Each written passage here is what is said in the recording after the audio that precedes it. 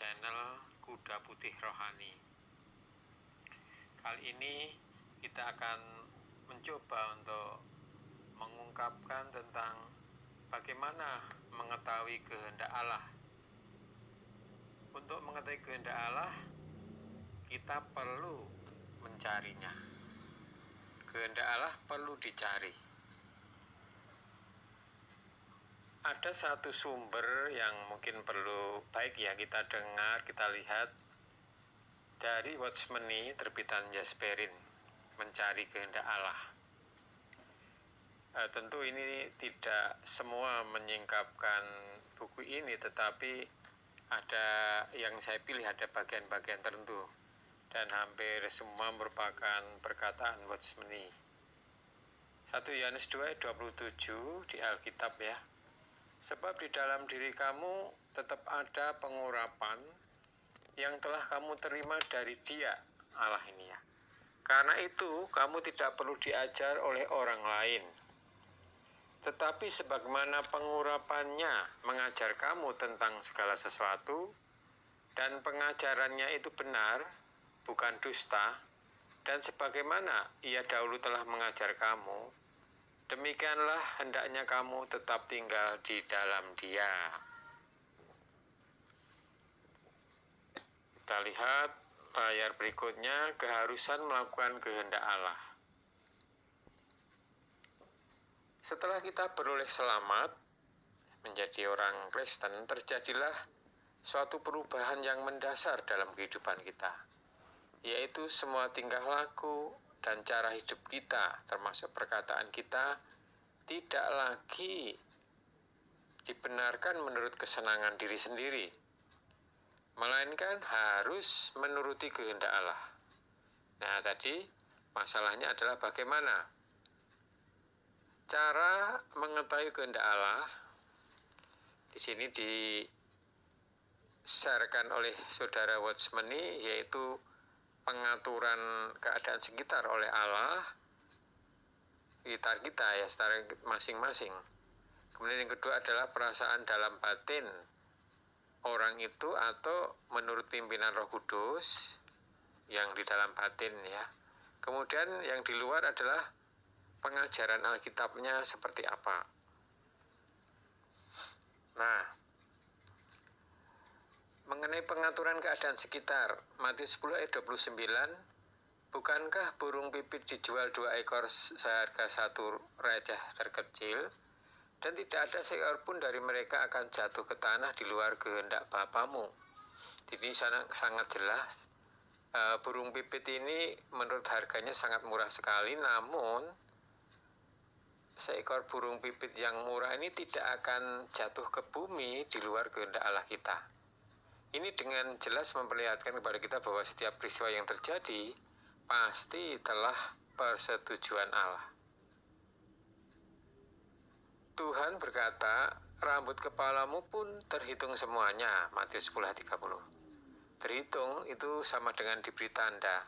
Jadi alangkah cermat dan telitinya Allah kita.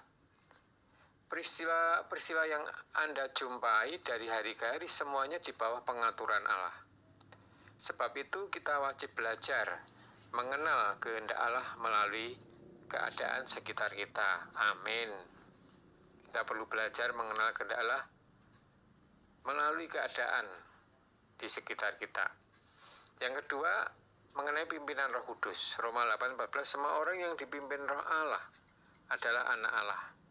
Kita, kaum beriman, adalah anak-anak Allah yang memiliki hidup atau hayat ya.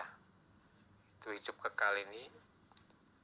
Hayat Allah, maka Allah tidak saja memimpin melalui keadaan sekitar, jadi di luar kita, ia pun berbicara kepada kita melalui rohnya yang ada di dalam batin kita untuk memimpin kita.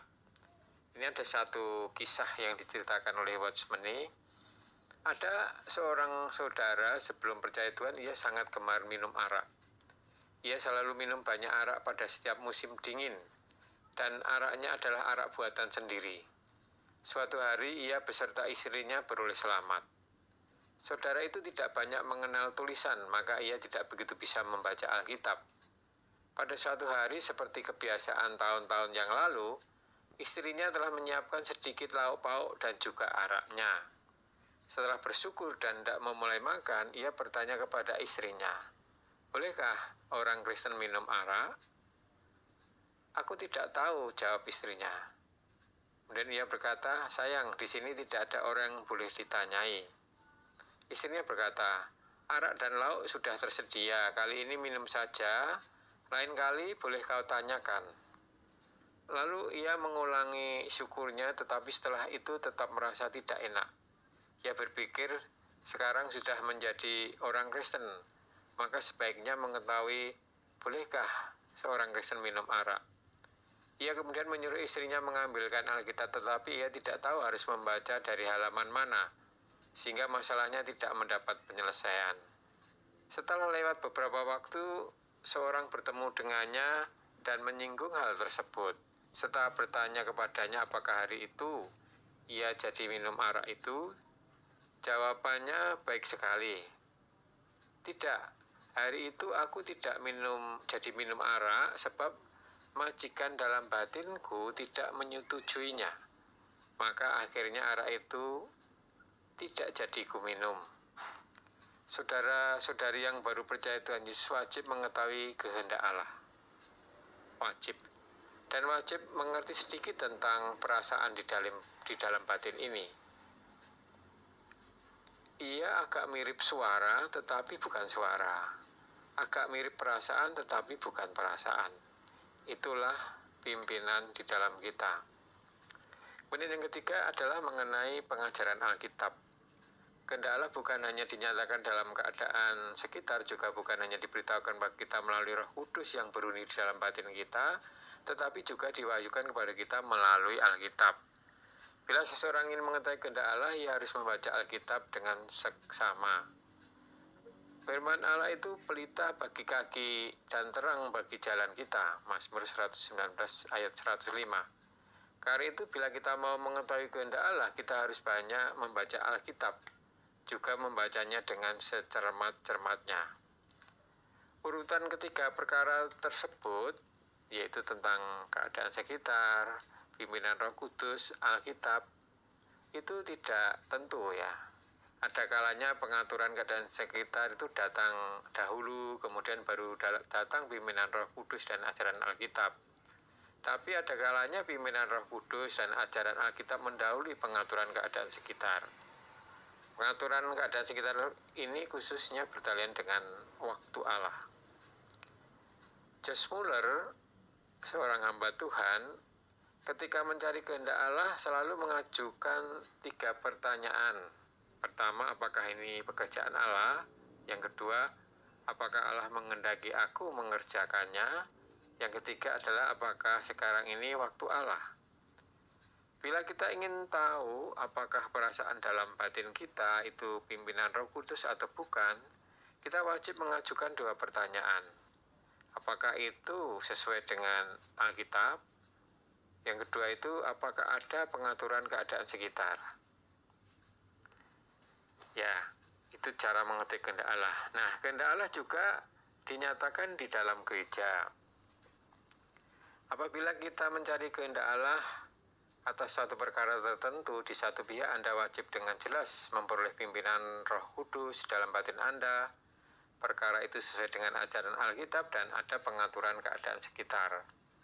Di pihak lain, kalau ada kesempatan, paling baik mempersekutukan atau saling berbicara dengan beberapa orang yang mengenal Allah dalam gereja, supaya Anda mengetahui apakah mereka berkata amin terhadap apa yang Anda anggap sebagai kehendak Allah itu.